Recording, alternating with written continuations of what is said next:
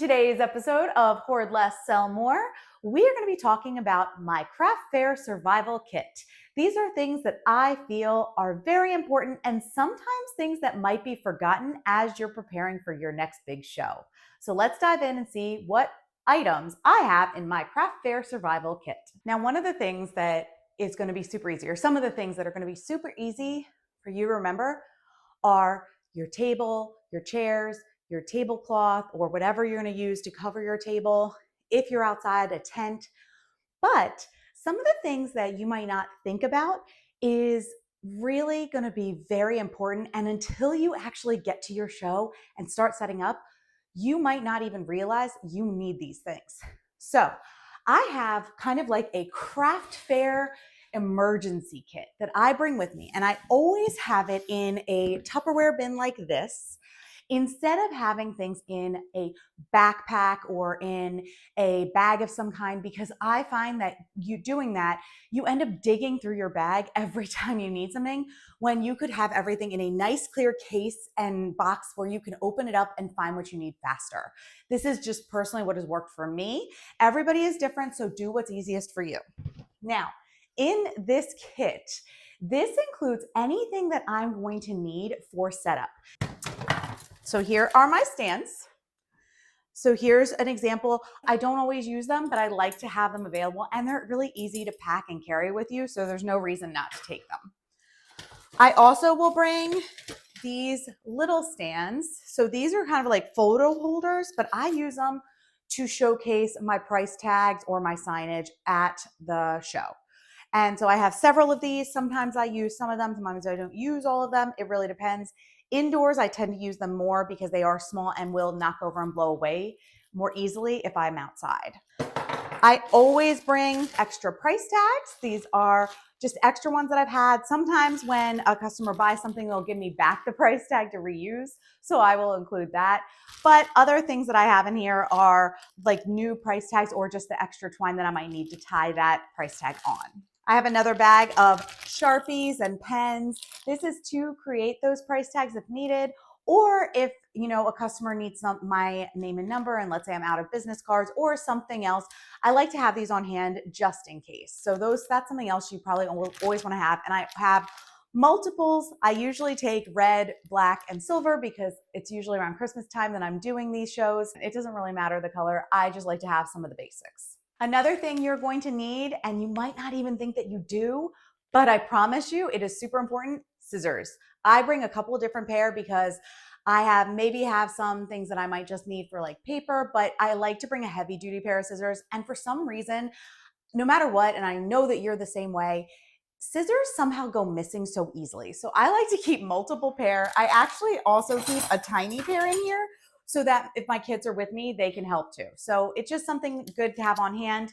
And again, it's in this box. It's not taking up a lot of room. Why not just bring the extras, right? I also have these tools. Now these tools there's an Allen wrench in here and a few other tools that are specifically used to set up some of my displays. I like to keep them in here. That way I know where they always are. And then other things I will keep in here, I have these rods that go to a rack that I set up. And so when I have all of these little pieces that come apart on some of my metal racks, I like to keep them all together in this box rather than having them, let's say, tied to the actual rack or somehow packed somewhere else. To me, it's just so much easier to have everything together in here. The reason that I might not necessarily leave them on is because when you are traveling and transporting everything, it's easier to keep those metal racks flat, and having these up to be able to come off makes it a lot easier too. Another thing I take with me, I barely ever use it, I've never even opened this one, is super glue. And this is just for any casualties that may occur on the way to the fair.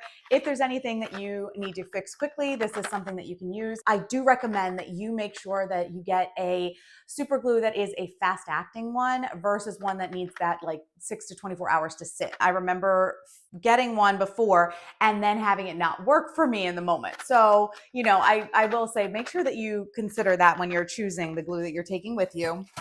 I also bring tape. I will bring duct tape for things that need to get tied down and kind of hidden, or to tape onto the back of things that I want to stick to make sure they stay. I have my packaging tape.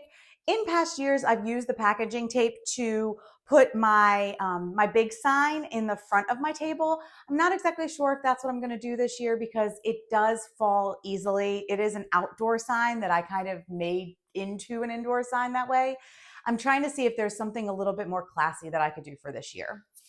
And then I also like to have this double-sided tape. This is just from the Dollar Tree, and I use this for any place where I might want to put a tag or a price tag or a sign where it can go up, get stuck on, but not have the tape show. So it's just something else that you can use. It also is much easier to ensure that there's no residue if you happen to be putting a price tag on a product.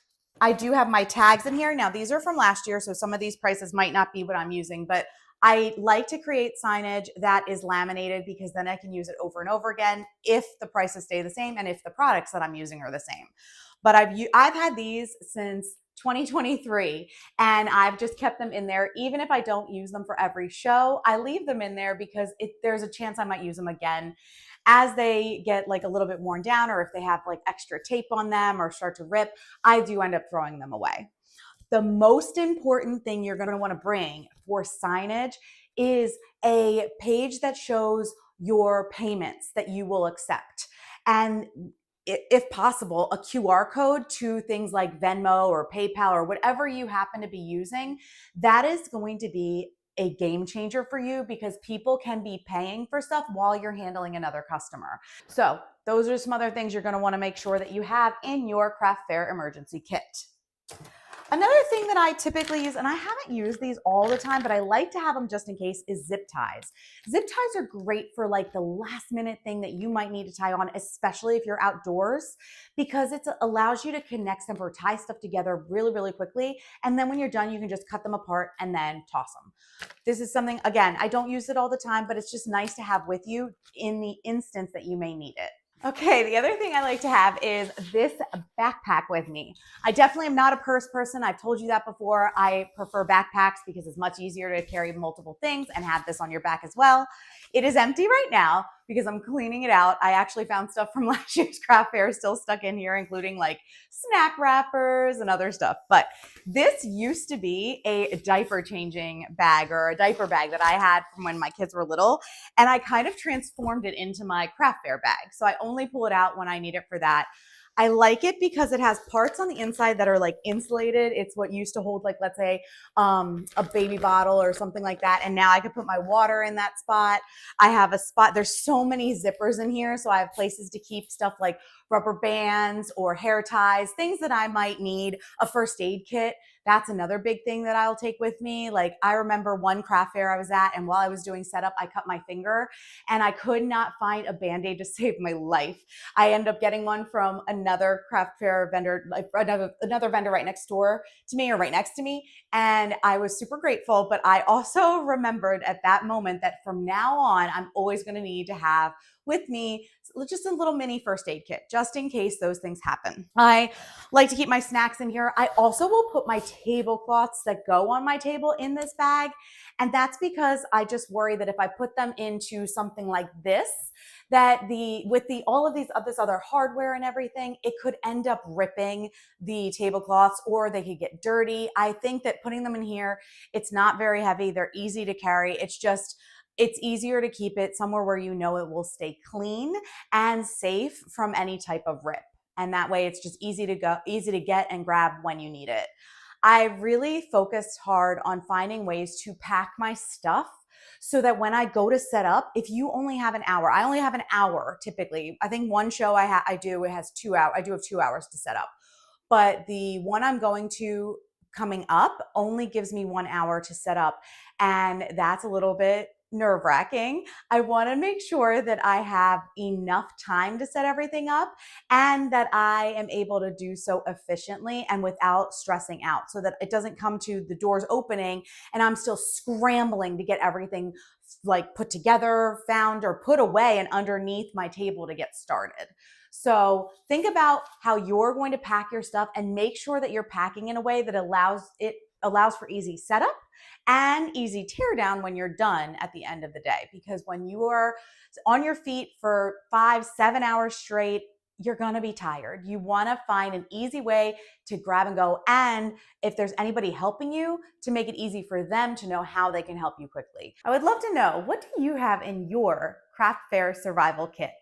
Are there things that I mentioned today that would be new items you might decide to add? Are there other things I didn't mention that you feel you always have? I would love to know, because anything that you or I could do to make ourselves more prepared for our next craft fair, it's a better thing. It helps you go into your show more confident. So please comment below and let me know, what are some things that you include in your craft fair survival kit? I hope you've enjoyed this episode of Hoard Less, Sell More, and I'll see you in the next one.